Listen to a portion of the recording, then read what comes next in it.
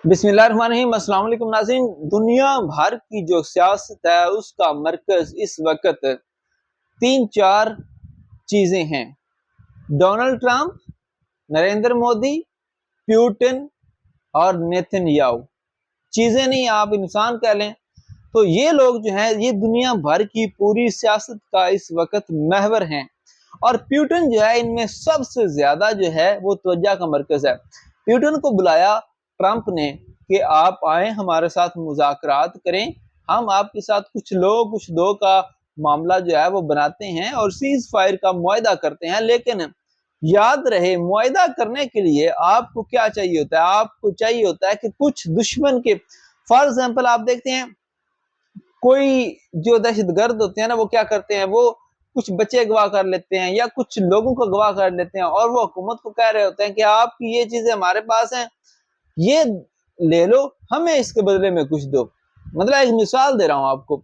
और इसी तरह अगर यूक्रेन के पास कोई इलाका मकबूजा होता रूस का, तो फिर रूस का जो इलाका है उसके बदले में यूक्रेन मांग सकता था अपने वो इलाके जहां पे रूस ने कब्जा किया हुआ है। तो फिर तो एक बात बनती थी मुआहदे वाली। लेकिन यहाँ पे उल्टा सीन है। यहाँ पे ये है कि रूस ने तीसरे हिस्से पर या फिर 20% पे कहा जा रहा है कि यूक्रेन के कब्जा किया हुआ है, और इसको वहां पे बुलाया गया था इसलिए कि आप ये जो 20% आपने कब्जा किया हुआ है इसमें से कुछ ले दे के मामले को रफा दफा करें। लेकिन अब अमेरिका के वाइस प्रेसिडेंट जेडी वेंस ने ये दावा किया है, ये कहा है कि प्यूटिन कहता है कि मुझे और भी इलाके चाहिए, जो मैंने कब्जा किया है वो तो लेने ही लेने हैं, मुझे और भी इलाके चाहिए। यानी कि ये क्या है? ये मतलब बार्गेनिंग तो है ही नहीं ना। वो कहता है ये तो मैंने कर ली, ये तो है ही मेरे। जैसे कि आपको पहले भी बताया था कि उसने कहा कि जहां पे मेरे फौजी ने कदम रख लिया वो इलाका मेरा है। वो कहता है ये तो है ही मेरे, मुझे और भी दो। यानी कि फिर यही हुआ ना कि उसने तो फिर पूरा यूक्रेन मांग लिया कि आप पूरा यूक्रेन मुझे दे दें, ठीक है। और उसकी शर्तें बड़ी तगड़ी हैं कि नेटो जो है वो बिल्कुल मुदाखलत नहीं करेगी, और अमेरिका जो है इनको असला फराम नहीं करेगा, और हमारे मफादात के खिलाफ कोई ऐसा कदम नहीं उठाया जाएगा जो कि हमें मजबूर करे दोबारा इन्वेशन के लिए, ठीक है।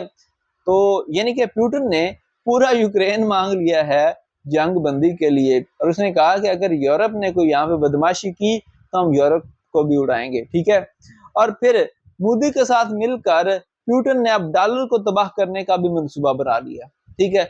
इसके हवाले से भी आपको डिटेल बताता हूँ, लेकिन आपको इससे पहले ये बताऊं कि इसराइल जो है उसने निहत्थे फलस्तीनियों पर जो मजालम की एक तारीख लिखी है वो दुनिया भर में हमेशा याद रखी जाएगी। लेकिन मुस्लिम उम्मा की जो खामोशी है वो शर्मनाक है। मुझे एक मुसलमान होते हुए शर्म आती है कि हमारे हुक्मरान इतने बुज़दिल हैं, इतने बुज़दिल हैं यार। देखिए, अब गजा सिटी पर कब्जा करने के लिए इसराइली फौजें जो हैं उन्होंने अपनी पहली स्टेजेस जो हैं उनका आगाज कर दिया है, ठीक है। एक तरफ से वो इंटर हो गए हैं, और गजा के लोगों को कहा जा रहा है कि अगर आप महफूज रहना चाहते हैं तो आप अपने इलाकों को छोड़ दें, क्योंकि हम हमास के ऊपर जो है वो चढ़ाई करना चाहते हैं और हम हमास को खत्म करना चाहते हैं, और ऐसा ना हो कि आप लोग इस बात में आके बेगुनाह मारे जाओ। हालांकि रोजाना की बुनियाद पर सैकड़ों फलस्तीनियों को बेगुनाह मार दिया जाता है, ठीक है, और कोई पूछने वाला नहीं है। और दुनिया का बादशाह सलामत जो है वो कहते हैं कि नेतन्याहू जंग का हीरो है। और बेगैरत इंसान, बेगैरत है ना ये, इनमें गैरत नहीं है।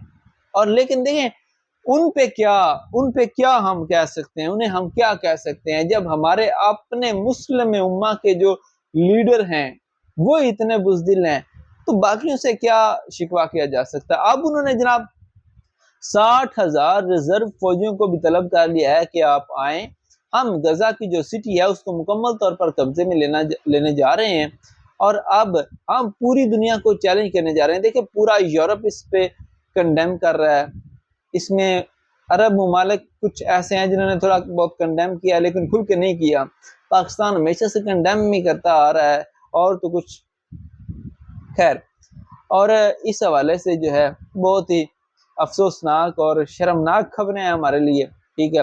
اور ان قریب وہ دن آنے والا ہے جب پورا غزہ سٹی جو ہے وہ اسرائیل کے قبضے میں آ جائے گا.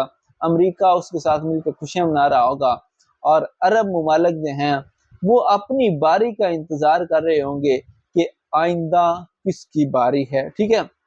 خیر یہ ایک امپورٹنٹ خبر تھی. اس کے بعد آپ کو یہ بتائیں کہ یوکرین میں ایک اٹیک ہوا بہت بڑا.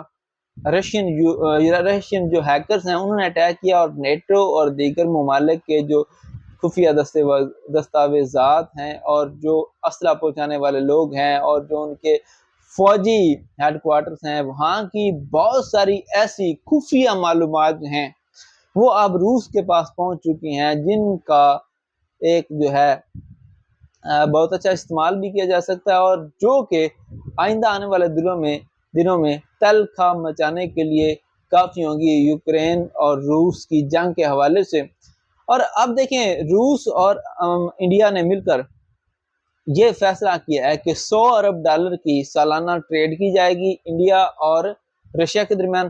رشیا نے کہا کہ جو چیزیں آپ کی امریکہ میں بیچی جاتی تھیں اگر وہ نہیں خریدتے تو آپ ہماری منڈیوں میں لے آؤ, ہم خریدیں گے, ہم بیچیں گے, ہم آپ کو فیسیلیٹیٹ کریں گے اور جو نقصان آپ کا ادھر سے ہو رہا ہے اس کو ہم پورا کریں گے.